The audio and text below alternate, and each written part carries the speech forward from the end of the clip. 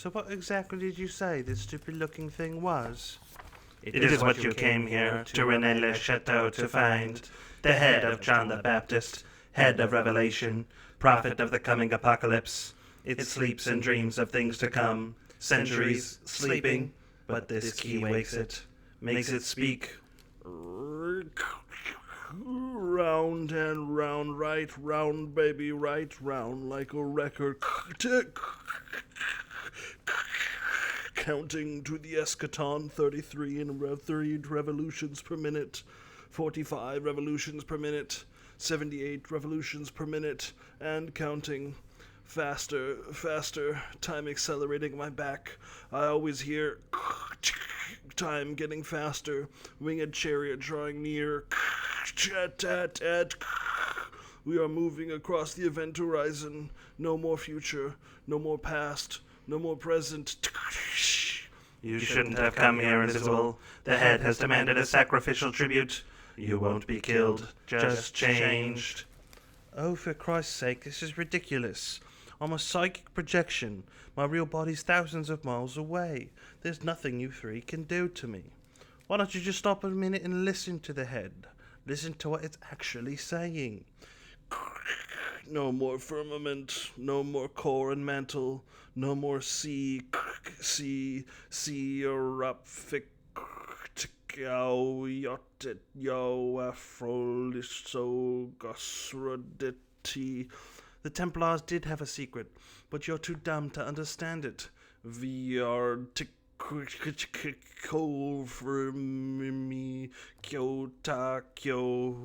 Et in Arcadia ego, see? And in Arcadia I am. It's the language. The head's using glossolalia, totally random vowel and consonant sounds.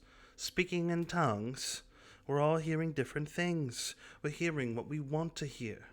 And you poor bastards can't hear anything but instructions and commands. That's what happens when all you can think about is how to obey orders. The Invisibles is probably Grant Morrison's most defining work. The phrase magnum opus gets tossed around a lot. Sure, Grant Morrison has written tons of very important and influential comics, runs like their time on Doom Patrol, New X-Men, Animal Man, and one of my personal favorites, All-Star Superman, not to mention Batman and Batman Incorporated and Batman and Robin, creating the character of Damian Wayne. They have written so many comics that ended up meaning so much to so many people. But none of those series feel as quintessentially Grant Morrison as The Invisibles. It has so much of their fascinations and favorite topics: anarchism, chaos magic, fighting against the system, fighting against the man, alternate scenes and sexualities. It is Grant Morrison from cover to cover. But all of that is beyond the comic itself. Sure, we could talk about how Grant Morrison thinks that The Matrix ripped off their personal comic by stealing tons of visuals and character types and even the broader story, but that's not as important as the actual comic itself. So let's dig into it. Welcome to my channel, Divining Comics, where I explore the magic hidden between the panels of your favorite comics. Boys and girls, your attention, please. Presenting a new exciting radio program featuring the thrilling adventures of an amazing and incredible personality. Thank you for watching this video. My mild-mannered alter ego is Steven, but when I put on the mask, I fight crime under the name Spike Stonehand. And this is my channel where I am looking through 52 comics over 52 weeks to expand my knowledge of the breadth and depth of comic books as a global, international, and historical art form. If you'd like to participate in this challenge, I'll have a link to all of the categories in the description of this video. There, you can also find out a few different ways to support this channel and support this journey. You can always share it with a comic book fan in your life. Like this video and subscribe to my channel, which will help the algorithm push it to comic book fans across YouTube and across the internet. You can follow my writing at my blog, spikestonehand.com. You can follow me on social media. All of that will be in the description. You can also support me financially over on patreon.com/diviningcomics.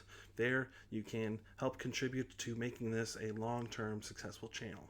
But let's dig into The Invisibles. So for this video, I read Book 1 of the Deluxe edition, which collects the first 12 issues of The Invisibles. It tells the story of Dane McGowan, an English ne'er-do-well who is inducted into this anarchist chaos magic cell of The Invisibles, which has a number of cells globally, and that all are independent but support each other and fight for similar goals. The first arc is drawn by Steve Yowell, the second arc drawn by Jill Thompson, and the third arc has 3 individual one-shot issues about other invisible cells across the globe with guest artists. And so I'll talk about a little bit about all of these issues. That first arc by Steve Yowell tells about Dane's initiation, his escape from a boarding school that tries to turn him into a mindless good citizen that obeys the rules and doesn't question authority, something that the Invisibles, as an organization such as they are firmly against. They're very into free thinking, taking drugs, alternate sexualities, all of the usual kind of anarchist things that you would see. This is also our introduction into the main characters of the series. You have King Mob, who is very clearly Grant Morrison's stand-in character, which I think is kind of fascinating in and of itself, having the leader of the group, the stand-in character for the main writer of the series, not be the central character. Imagine if Morpheus was the stand-in for the Wachowskis instead of Neo. That's kind of an odd choice, but I think it's kind of interesting.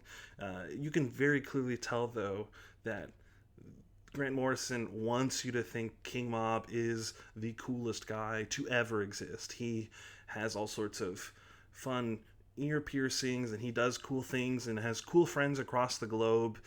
King Mob is the character you're supposed to come out of reading The Invisibles and think, man, that guy is cool. I want to be like him. You also have supporting characters within the Invisible core group like Boy, who is an NYPD cop.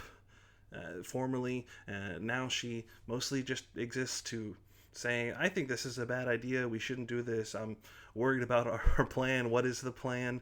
I don't really think her character is super well fleshed out in these 12 issues at least.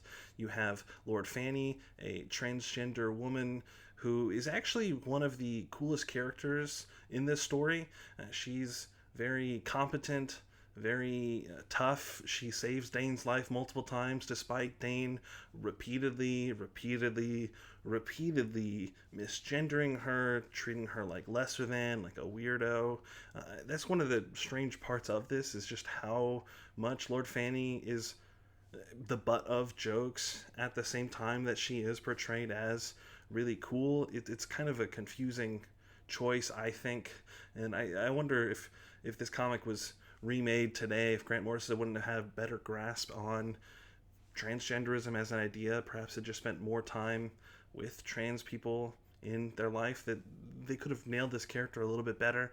But I think Lord Fanny is one of the cooler characters. Finally, you have Ragged Robin, who is one of the more visually iconic characters in this comic. She has her face done to look kind of like a Raggedy Ann doll. It's all white with bright red cheeks, and she is a low-level psychic. She exists to tell the Invisibles, hey, we're about to get trapped. Hey, our enemy forces are upon us.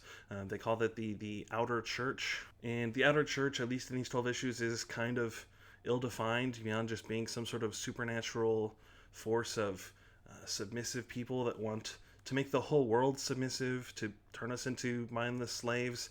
But we don't really get any central figure that we can latch onto as, oh, that's the enemy, they're all like this. You kind of get a bunch of different bureaucratic figureheads and demons and spiritual forces, but there's not any clear force that we're fighting against. The man, as it were, is ill-defined. And I think that is one of the problems I really had reading this series, is that there just isn't a lot of there.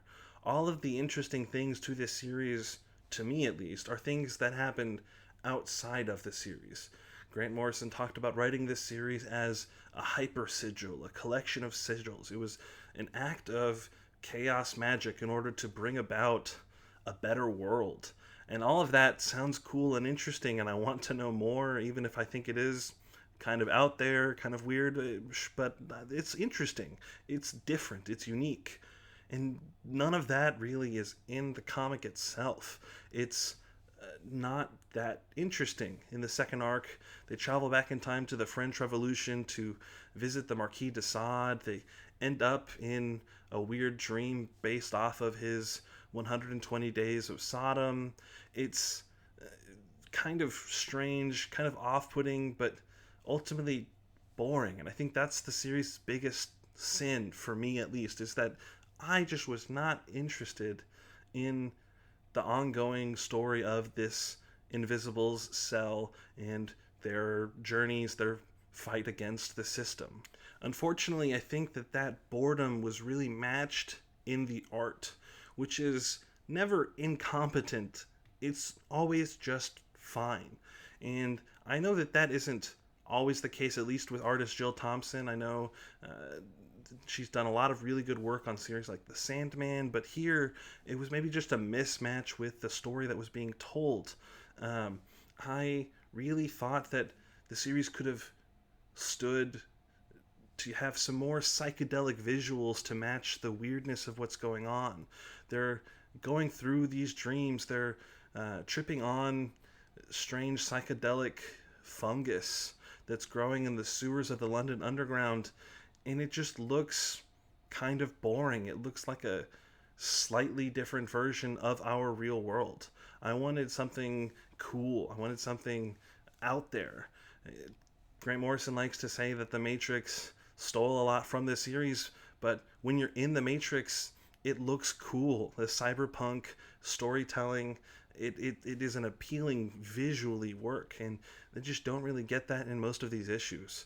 The best art does come from some of the one-off stories that don't even feature our main Invisibles cast. The two stories are A Season of Ghouls, which is drawn by Chris Weston.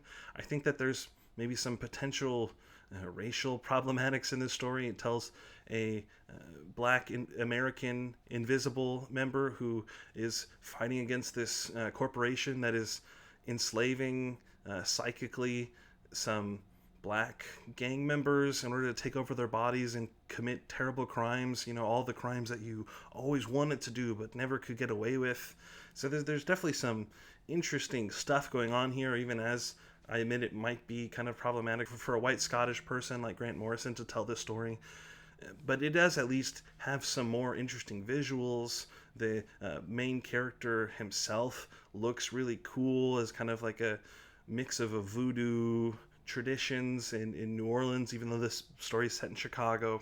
Whatever. It's neither here nor there. Maybe Grant Morrison is flattening all of America the way that so many American writers will flatten all of the United Kingdom into one contiguous culture. But it still just, it reads kind of strange, even as I thought it was more interesting and better looking than a lot of the rest of the series. I also really liked the last issue I read called Best Man Fall, which is drawn by Steve Parkhouse. It tells the entire life story of one of the random goons that was killed in the very first issue by King Mob when he was rescuing Dane from the boarding school that was trying to enslave his mind. And it kind of goes from his birth to his time serving as a soldier to his wife that he abuses, and his childhood where his parents were neglectful and abusive and hated each other, kind of detailing what is the kind of person that would become a fascist enforcer at a school that wipes the minds of children. And that issue felt very politically relevant for a lot of reasons today, and I thought it was interestingly drawn. It's a little looser of a style, a little bit more abstract, something more like a Steve Dillon than the usual Vertigo house style that you get the most of the rest of the series. But it was ultimately kind of a story that didn't do much. If the most interesting story that you told in 12 issues is one that is exploring the backstory of a nameless character from the first issue that dies at the end and never comes back to relevance, I think that you have something missing within your narrative. I wanted to like the main story with the Invisibles, but they just didn't give me anything. It ultimately was boring. I will say the one plot element that I thought was kind of cool involved Ragged Robin, where she was kind of entering this weird psychic dream space where they had the head of John the Baptist that spoke glossolalia. That's the kind of random sounds that people make when they're in mystic states. And it was the kind of thing where every single person would hear what they wanted to hear from the head of John the Baptist, even though none of it was true. It was only confirming their preconceived notions. That looked weird. It looked cool. It was an interesting random plot beat. I don't know what it has to do with the ongoing part of the series, but it was a moment that stuck out to me, and I was hungry for more of those moments. So I'll highlight that one bit of something that I thought was kind of interesting and kind of cool. Wrapping up, I was very disappointed by this series. I wanted to like it. I know it's really influential, and maybe it's that kind of series that you have to read all 50, 60, 75 issues in order to really love. But I don't want to spend that much time on something that I didn't enjoy. I feel like 12 issues is plenty of a chance to hook me. It's not even an opening arc. It's several arcs of story, and I just wasn't hooked. So would I continue reading this story? No, at least not right now. Maybe if somebody really encouraged me to do it and I had a lot of free time, I'd consider it, but I was not excited to read this story. But you may be different than me. You might really love these 12 issues. So who would I recommend this story for? If you like punk stories, if you like kind of that chaos magic, even though I did say I would have liked more of that in the story.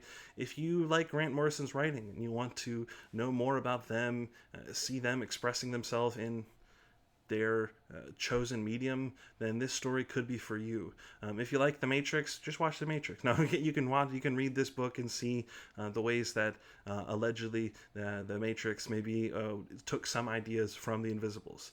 Other series that were influenced by this, I know a lot of stuff by My Chemical Romance. Gerard Way is a big fan of The Invisibles and was taking some of these ideas for some of their songs and music videos.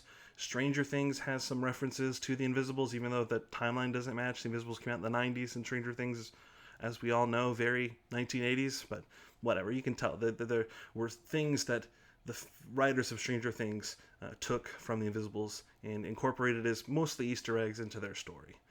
Thank you for watching. Please like this video and subscribe. Share it with a comic book fan you love.